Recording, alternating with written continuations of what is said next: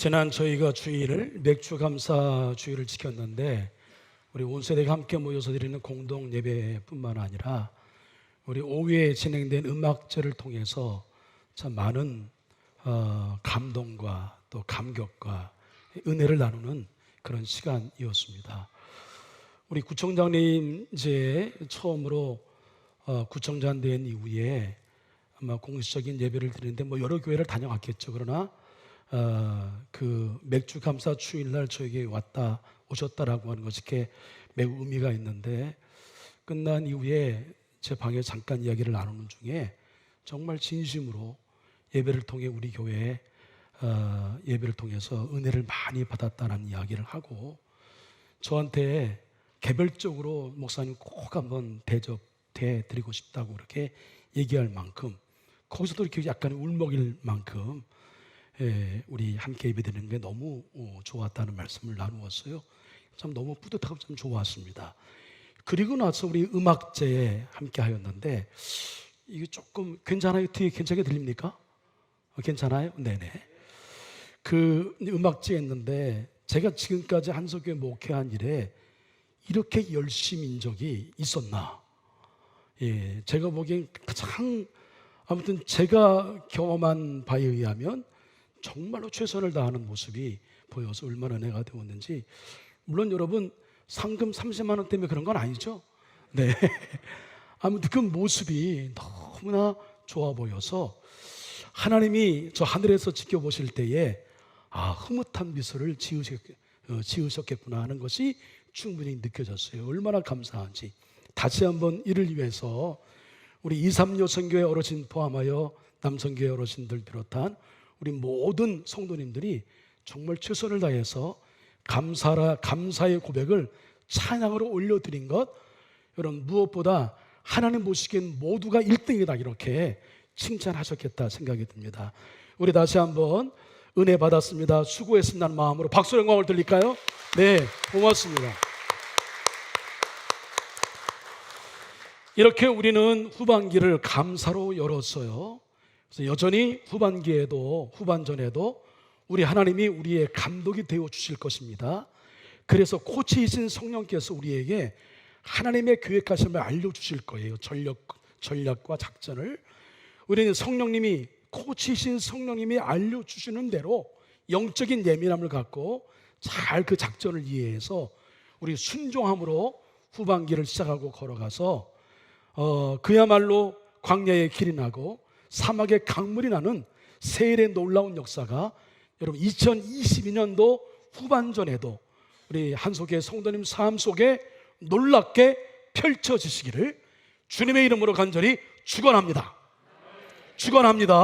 네, 여러분 한국교회 많은 분들이 걱정해요. 그래서 한국교회 위기란 말은 벌써 수십 년 전부터 들었습니다. 그런데 코로나를 겪으면서 이 한국교회 위기의 여러 가지 현상들이 우리 교회마다 나타나기 시작을 했어요.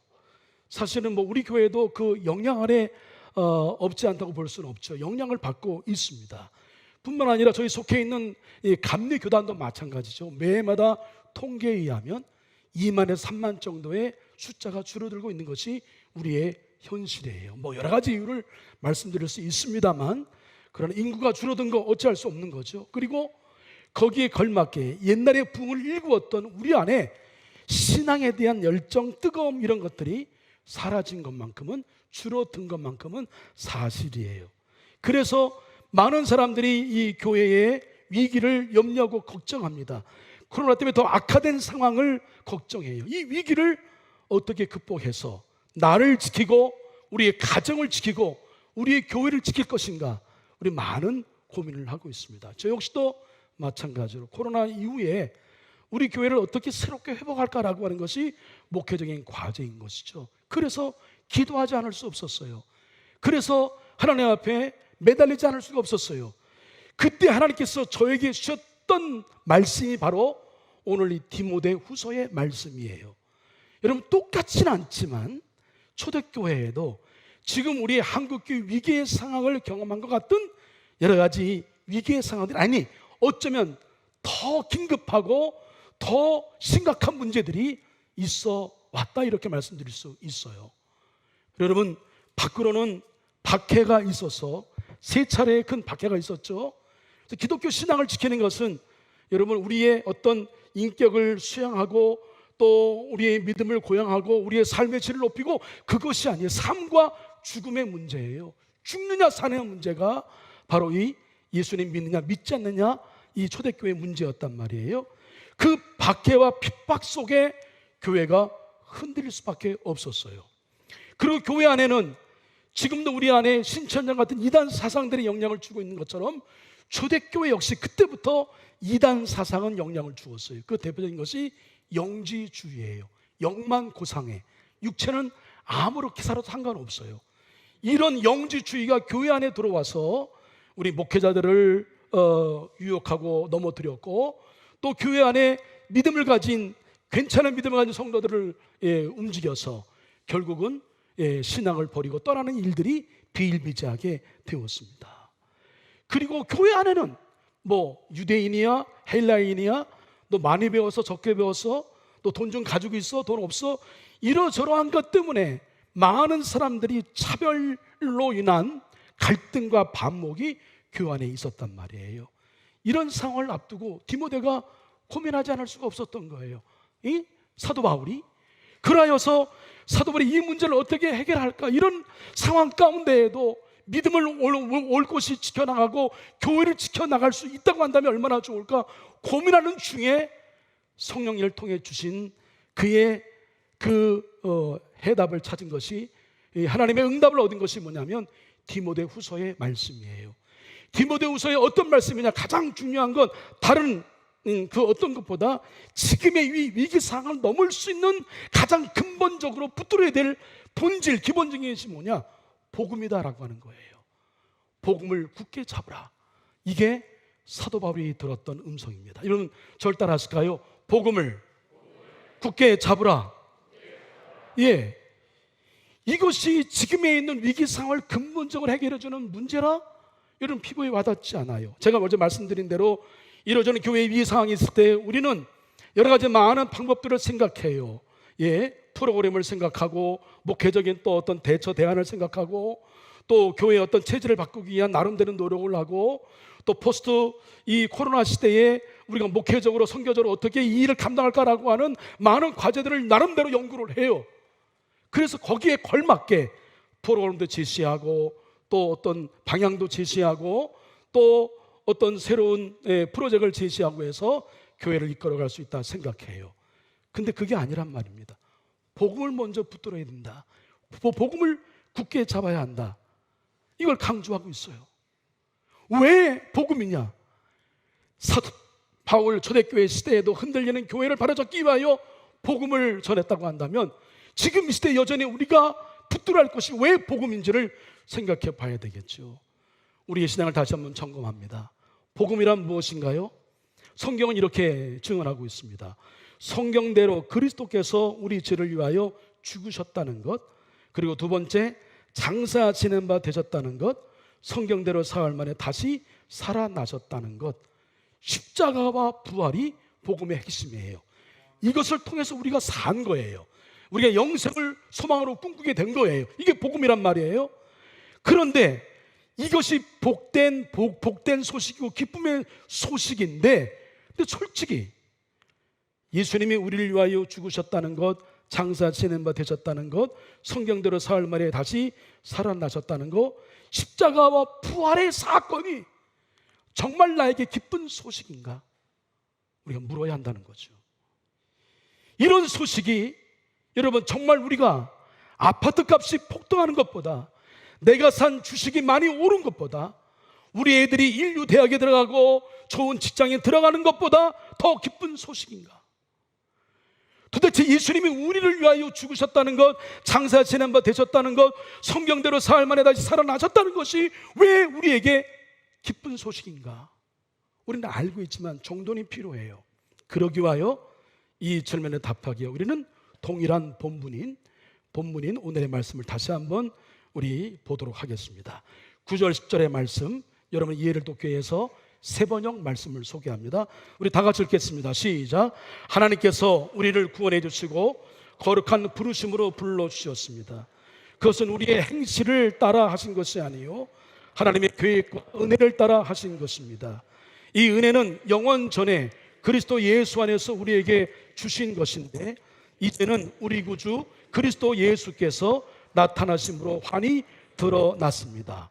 그리스도께서는 죽음을 패하시고 복음으로 생명과 썩지 않음을 환히 보이셨습니다. 아멘. 요약하면 세 구절이에요. 하나님께서 우리를 구원해 주시고, 두 번째로 거룩한 부르심으로 우리를 불러주셨다. 세 번째로 죽음을 패하시고 복음으로 생명과 썩지 않음을 환히 보이셨다. 왜 이 세 구절이 중요한지, 우리는 이 세 구절이 왜 중요한지를 우리가 답을 찾기 위해서 성경에 말씀하시는 죽음의 의미를 우리 정확하게 이해할 필요가 있습니다. 우리는 이미 성경은 죽은 존재라 이렇게 규정하고 있어요. 죽었던 우리라고 규정하고 있어요. 이미 죽은 우리예요. 이 죽음에 대한 이해가 있어야 이 복음이 우리에게 기쁜 소식이 될 수 있다는 것이 우리에게 이해가 되고 받아들일 수가 있다는 말씀입니다. 성경에 말하는 죽음은 분리를 의미해요. 떨어지는 것, 건널 수 없는 강을 만들어서 갈 수 없는 것, 떨어져 있는 것, 나누어져 있는 것. 첫 번째, 하나님과 인간의 분리입니다. 죄를 범한 아담과 하와는 하나님과의 교제가 끊어졌어요. 하나님과의 교제가 끊어짐이 사실은 죽음이에요. 에덴에서 쫓겨났죠. 이게 첫 번째 분리예요. 사실상의 죽음을 맞이한 거죠. 두 번째로 혼과 육의 분리예요. 하나님과의 교제가 끊어진 채 에덴에서 쫓겨난 인간은 그때부터 영원 육의 질서와 조화가 깨지기 시작해요. 불협화하기 시작합니다. 그러다 마침내 혼과 육이 분리되는 죽음을 맞이하게 되는 거죠. 우리가 맞이하는 죽음, 혼과 육의 분리입니다. 마지막 세 번째, 영원한 분리. 이거는 우리 기독교만이 생각할 수 있는 거죠. 마침내 인간의 육은 티끌이 되고 혼은 영원한 지옥불에 떨어지게 되죠. 이것이 세 번째 분리, 이것이 죽음을 의미하는 겁니다. 영원한 죽음을 의미하는 거예요. 왜 십자가 부활이 중요한지, 왜 우리가 예수님을 믿어야 하는지, 왜 복음이 그 어떤 것보다 복되고 기쁜 소식인지 이유가 있어요. 이 죽음의 권세로부터 우리를 해방시켜 주신 것이 우리 예수님이시고, 그것은 바로 십자가와 부활의 사건으로 우리를 영원한 분리로부터, 영원한 죽음으로부터 우리를 살려주신 새로운 구원과 해방을 주셨기에 그것이 어떤 것보다 기쁜 소식이고 복된 소식인 것인데, 여러분 이것을 알고 있지만 다시 한번 믿음으로 고백하시고 믿음으로 받아들이시기를 주님의 이름으로 간절히 축원을 드립니다. 중요한 건 우리가 이 구원의 기쁨, 이 복된 소식을 듣는 하나님의 백성으로서의 이 기쁜 삶, 감사의 삶을 누려야 되는데 그러지 못하다는 것이 우리의 현실이에요. 어정쩡한 상태에 있어요. 예수님을 영접함으로 죽음의 권세로부터 해방되었지만 그렇다고 해서 온전한 구원을 이룬 것은 아니에요. 예수님의 보혈의 공로로 우리는 구원받았어요. 사실 우리 자격이 없지만 하나님께서 우리에게 다 F 낙점이지만 하나님께서 한 가지 예외 규정을 주었어요. 야, 리포트 이것만 돼. 그 리포트가 뭐예요? 예수님이 십자가에 달려 죽으시고 부활하신 이 십자가 부활의 사건을 믿어. 믿으면 내가 너희를 구원받은 백성으로 여겨줄게라고 인정해 주는 거예요. 그걸 소위 의인화, 칭의, justification 이렇게 얘기합니다. 여러분 우리가 구원받았으나 여전히 우리가 완벽한 하나님의 자녀로서의 자격을 갖추어서 구원받은 게 아니란 말이에요. 우린 여전히 부족한 채로, 죄인인 채로 머물러 있는데 예수님 믿었다는 그 하나 이유로 우리는 하나님의 자녀가 되는 신분을 얻게 되었다, 구원받았다라고 하는 겁니다. 그러므로 사랑하는 여러분, 여러분이 언제나 순종한 것처럼 내가 함께 있을 때뿐만 아니라 지금과 같이 내가 없을 때에도 더 순종하여서 두렵고 떨리는 마음으로 자기의 구원을 이루어 나가십시오.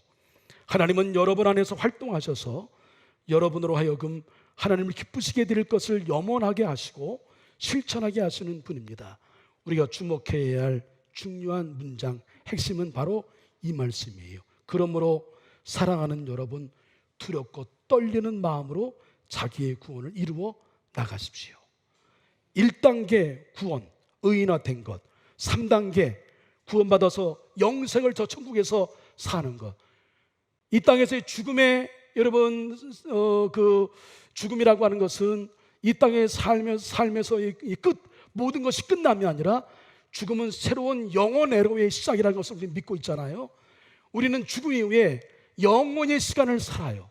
근데 우리는 예수님 믿는 동시에, 구원의 확신을 갖는 동시에 우리는 현재로 구원받았지만 우리는 저 천국에서, 영원의 세계에서, 천국에서 영생을 누리고 사는 것에 대한 은혜를 우리는 받은 겁니다.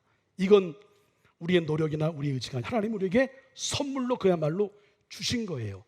1단계의 구원, 3단계 구원은 그냥 주어진 것이에요. 믿음으로 우리가 예수님을 영접하고 받아들이면. 그런데 중요한 건 예수님을 영접하게 하면 주어지는데 중요한 것은 2단계의 구원이에요. 지금 이 땅에서 아직 우리는 천국에 가지 않는 이 땅에 사는 이 기간 동안에 이 땅에서의 삶과 죽음 사이 천국을 가기 이전에 이 땅에서의 삶, 이걸 어떻게 살아야 되느냐? 믿는 이로써 우리는 두렵고 떨리는 마음으로 구원을 이루어 가라 얘기하고 있는 거예요. 근데 여러분, 걱정할 필요 없는 것은 우리 혼자 이것을 이루라고 하시지 않습니다.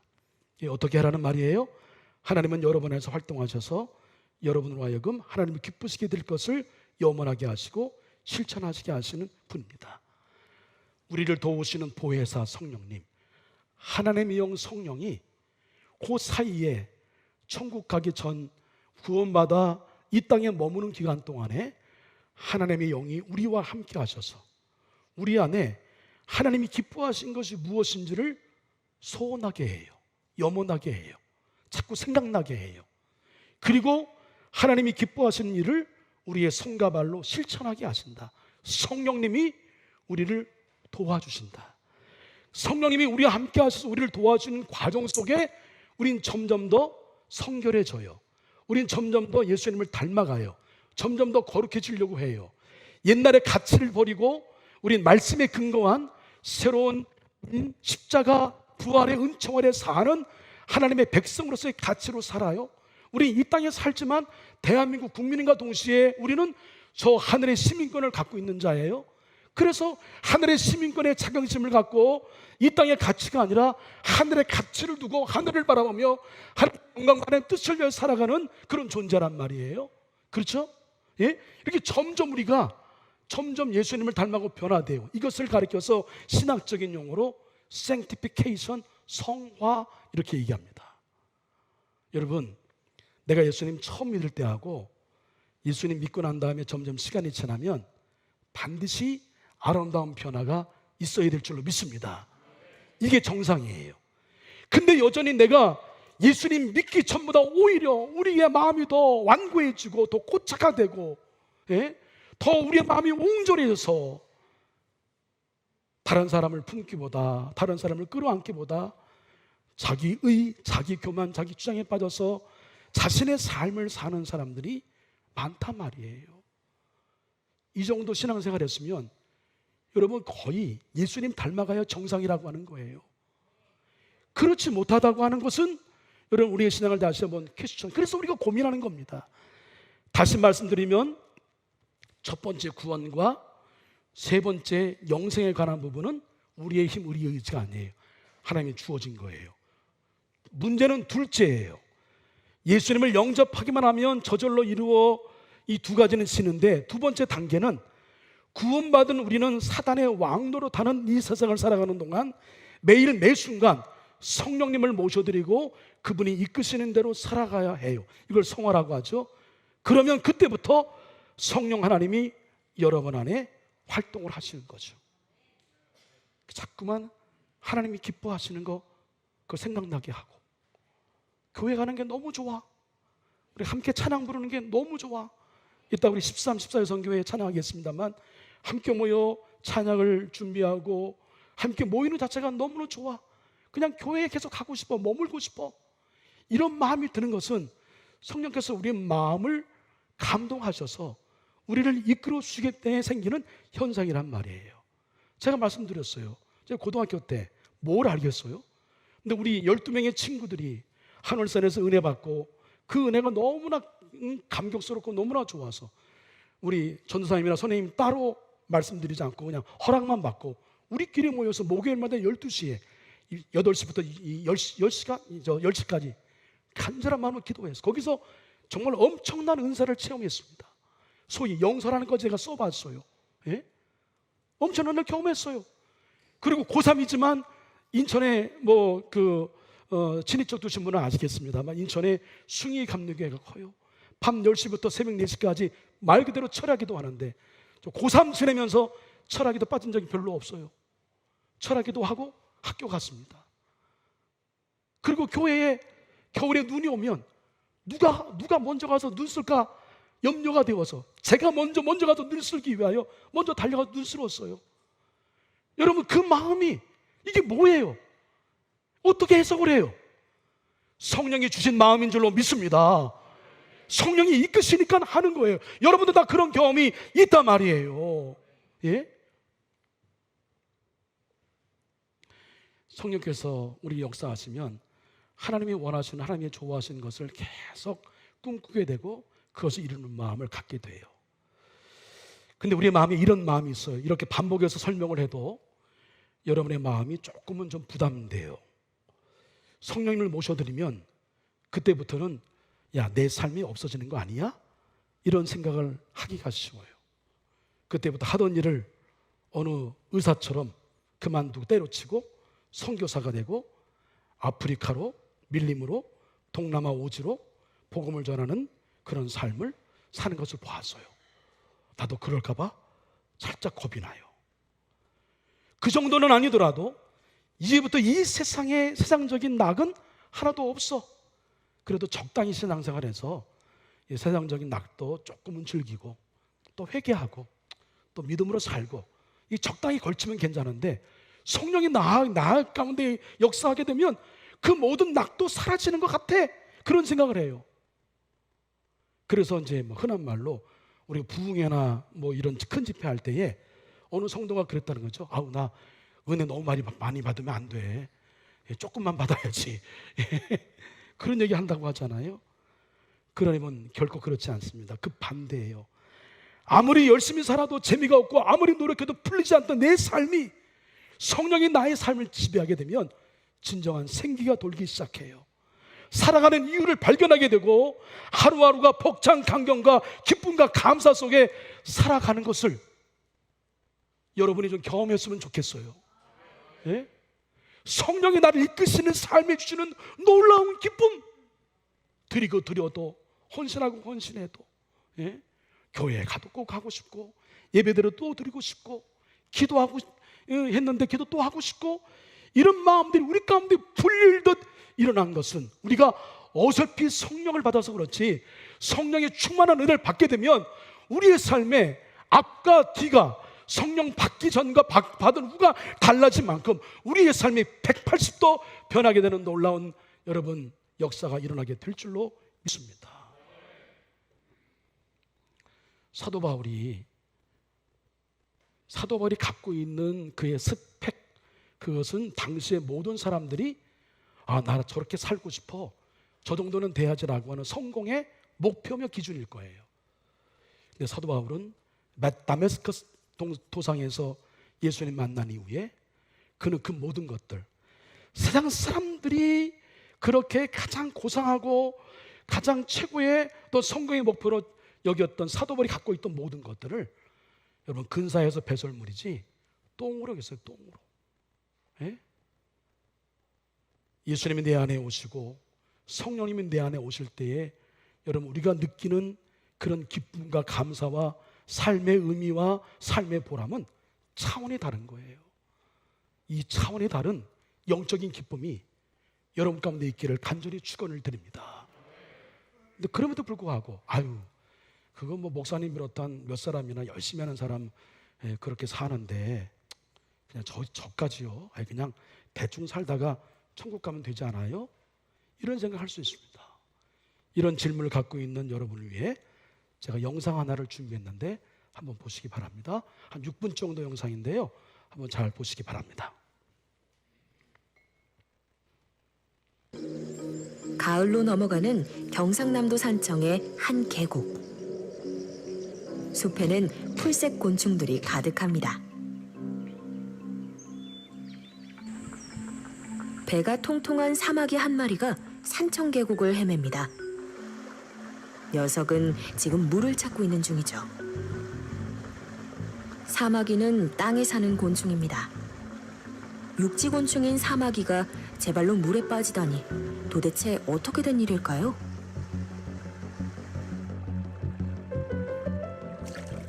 사마귀의 투신 자살. 이건 사마귀의 의지가 아닙니다. 죽어가는 사마귀가 생의 마지막 순간에 내놓은 것. 사마귀의 꽁무니에서 서서히 빠져나오고 있는 저것은 사마귀와는 전혀 다른 종족, 연갓이라는 이름의 기생충입니다.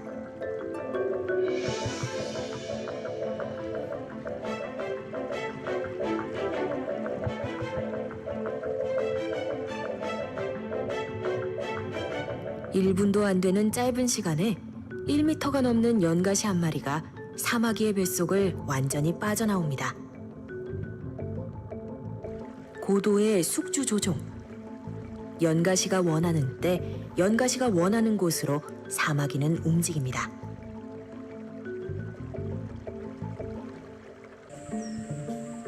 사마귀의 투신 자살은 기생충의 숙주 조종 중에서도 가장 드라마틱한 이야기입니다. 그런데 생각해보면 참 이상한 일입니다. 물속에 사는 연가시가 대체 어떻게 사마귀의 몸속으로 들어가게 된 걸까요? 물속으로 돌아온 연가시가 처음 하는 일은 짝을 찾는 일. 짝짓기를 마친 암컷 연가시는 수백만 개에서 많게는 2천만 개의 알을 낳기도 합니다.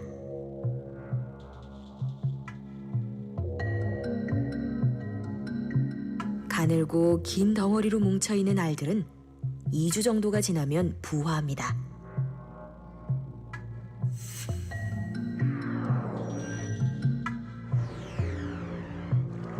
이제 연가시 유충을 육상으로 옮겨줄 운반자가 필요한 때.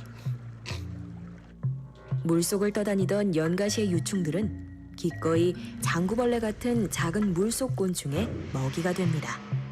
목숨을 잃는 것도 아니니 연가시에겐 큰 문제거리도 아닙니다.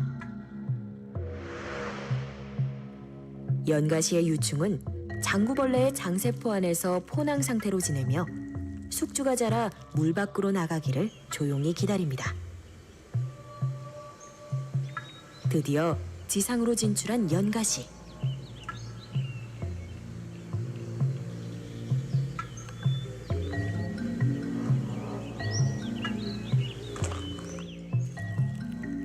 운 없는 모기는 사마귀의 밥이 되었지만 모기 속의 연가시는 다시 새로운 숙주의 몸으로 옮겨갑니다.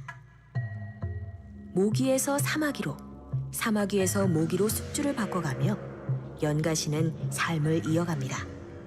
대양의 바닥에서 떼를 지어 몰려다니는 이 개는 태평양에서 가장 흔한 개 중 하나인 스파이더 크랩입니다.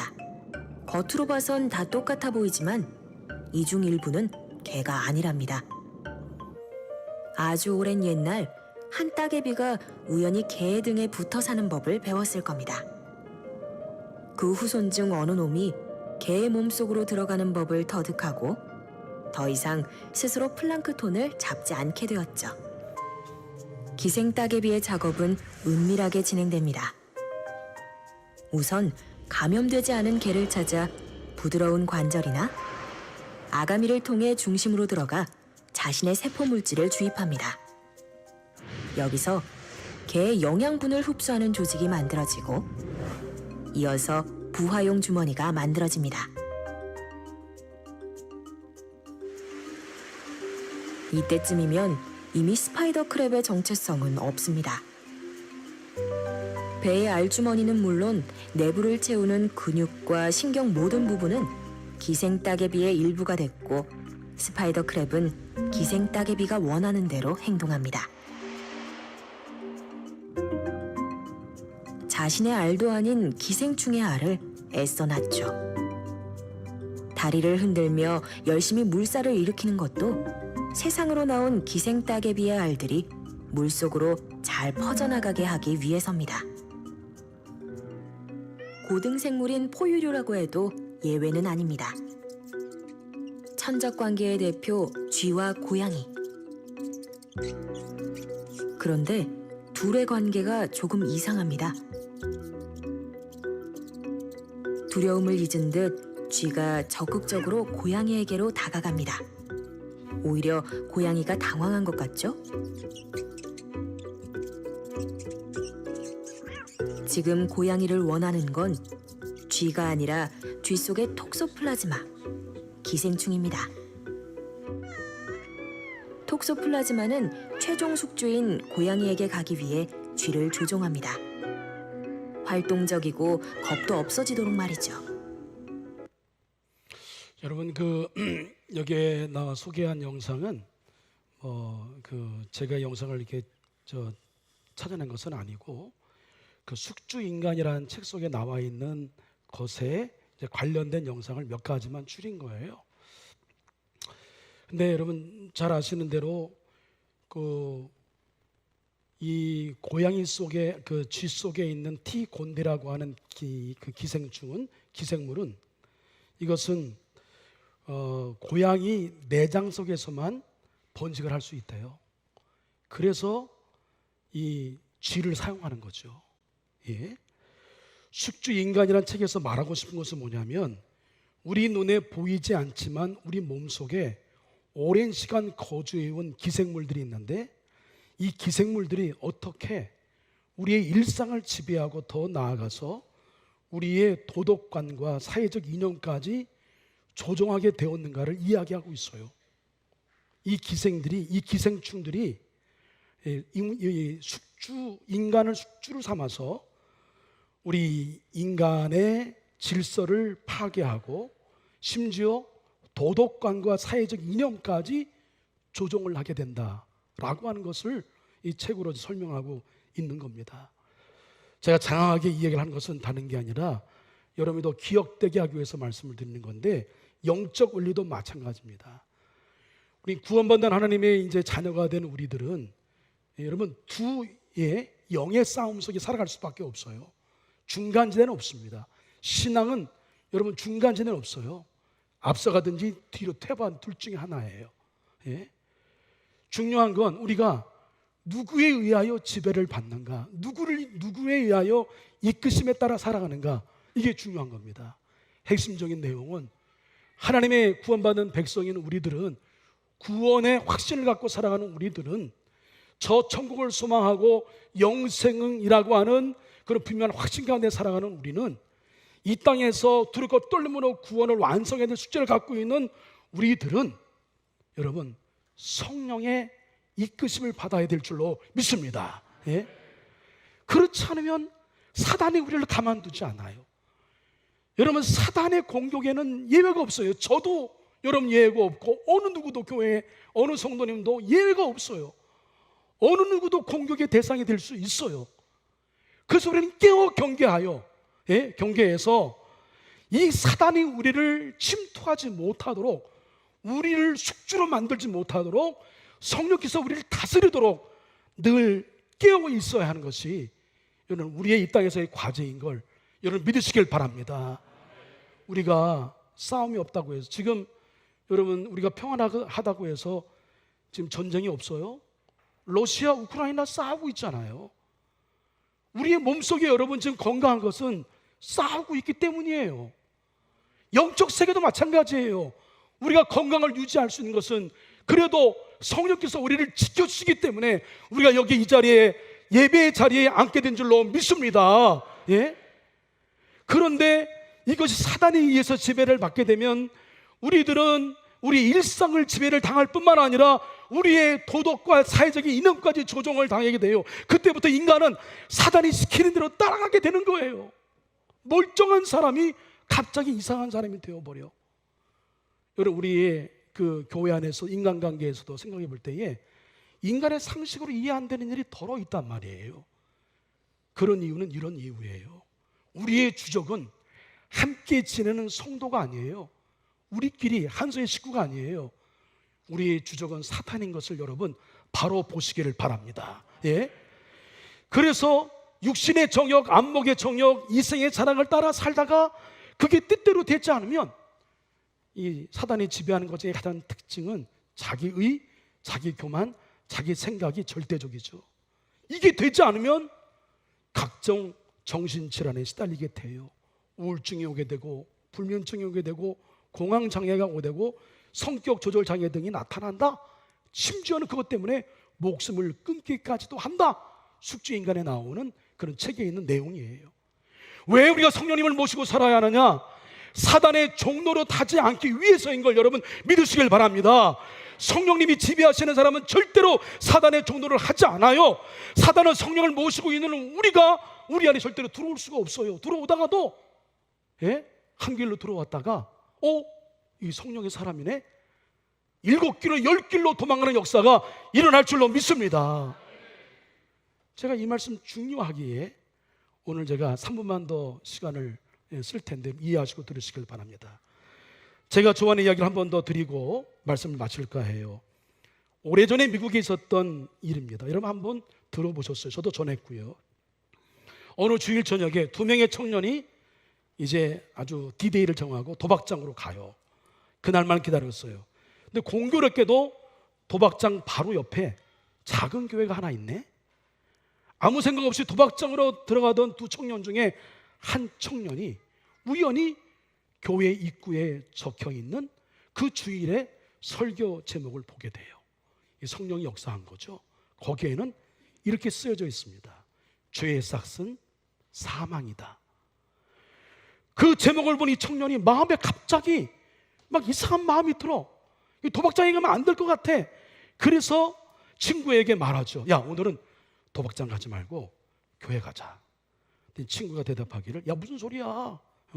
아니, 남자가 한번 결심했으면 가야지. 야, 너 안 가면 나 혼자 갈 테야. 아니, 너 교회 가. 둘이는 다른 길로 가게 되죠. 결국 한 청년은 교회로, 한 청년은 도박장으로 가게 됩니다. 그날 저녁에 교회에 들어가서 예배를 드린 청년은 여러분이 예상하신 대로 성령 역사하시니 존 웨슬리 목사님 회심을 경험한 것처럼 그는 복음을 받아들이고 예수님 영접하고 새 사람으로 거듭나는 영적 체험을 하게 되죠. 그리고 그로부터 30년이 흘렀어요. 30년 지난 후에 그 사람은, 교회로 향한 그 청년은 어떤 사람이 되었느냐? 미국의 22대 24대 대통령, 클리블랜드 대통령, 바로 그입니다. 그리고 친구는 그날 저녁 도박장을 선택했던 젊은이는 어떻게 되었을까요? 30년 전에 도박장을 선택했던 젊은이는 친구가 대통령에 취임하는 그 순간 죄수의 몸으로 감옥에 갇혀 있었어요. 감옥에서 자신의 친구가 대통령으로 취임하는 것을 보게 되었고 기사로 읽게 되었죠. 그는 친구의 취임 소식을 듣고 가슴을 치며 후회했습니다. 그때 그 선택이 어쩌면 작은 선택이었으나 그것은 결국은 그의 삶을 갈라놓는 그런 엄청난 결과를 이루게 되었다. 우리 안에 일상 가운데에 성령의 이끄심 따라 사는 삶과 내 의지와 내 욕심과 내가 설정해 놓은 내 기준대로 사는 삶, 그건 사단이 이끄는 삶이죠. 삶으로 사는 편차가 작아 보이지만 그게 점점 더 시간이 흐르면 건널 수 없는 강이 되어버린다라고 하는 겁니다. 우리도 마찬가지예요. 두렵고 떨림으로 구원을 이루기 위하여 우리는 성령님을 모셔드리는 것으로 부족해요. 샘물 같은 역사를 넘어 성령이 강력하게 역사하시도록 강물 같은 성령의 역사하심이 충만함을 유지해야, 그래야 나를 지키고 이 혼탁한 시대에 우리의 가정을 지키고 우리 교회를 지킬 수 있는 줄로 믿습니다. 그래서 우리는 더없이 이때 우리가 기도할 것이 있어요. 제일 먼저 해야 할 일은 성령님이 우리 마음에 오셔서 우리가 이런 삶을 살게 해달라고 기도해야 되고, 매일 아침 눈을 뜰 때마다 우리가 제일 먼저 해야 할 일은 성령님이 우리 마음, 내 마음에 오셔서 내가 이런 삶을 살 수 있게 해달라고 기도하고, 일터 시작하기 전에, 하루 일과 시작하기 전에 제일 먼저 우리가 기도할 것은 성령님이 나의 마음에 오셔서 내가 이런 삶을 살 수 있게 해달라고 성령의 도우심을 구하는 것. 그렇게 성령의 도우심을 구하게 되면 성령께서 우리가 이루는 일들이 엄청난 일을 이룬 것 같지만, 그러나 뒤돌아보면 내가 이룬 것이 아니라 성령께서 이끌어 주셨다고 하는 것을 느낄 때가 많이 있단 말이에요. 성령님이 하신단 말이에요. 사랑하는 한소의 성도 여러분, 우리는 성령의 다스림 안에 있어야 할 줄로 믿습니다. 그래야 평안하고 행복해요. 날마다 찬양과 감사의 삶을 살게 돼요. 그런 나라로 인하여 가정이, 교회가, 주변이 더불어 행복하고 하나가 되고 소망과 생명의 아름다운 일들이 일어나게 되는 겁니다. 그리고 나도 모르게 점점 더 성화되고 영화되어서 성령의 열매를 맺는 사람 되어서 발효 5%의 선한 영향력을 미치는 사람이 될 것입니다. 두고두고 우리 한석교회 역사 속에 아름다운 이야기의 주인공이 될 것이에요. 오고 가는 세대에 하늘에 떠있는 별과 같이 될 것입니다. 여러분, 성령의 사람으로 살기를 힘쓰는 저와 여러분 되기를 주님의 이름으로 간절히 부탁을 드리고 축원을 드립니다. 기도하겠습니다. 성령님, 마음에 오셔서 떠나지 마시고 우리를 온전히 다스려 주시고 우리를 주권적 강권적으로 이끌어 주시옵소서. 그래서 구원을 두렵고 떨리는 마음으로 완성하게 하시고 성화되고 영화되어서 성령의 열매를 옹골차게 맺는 사람들 되게 하여 주시옵소서. 그래서 우리가 머무는 땅이 사랑과 생명과 평안과 소망이 넘치는 하나님의 나라를 일구게 하여 주시옵소서. 예수님의 이름으로 기도합니다. 아멘.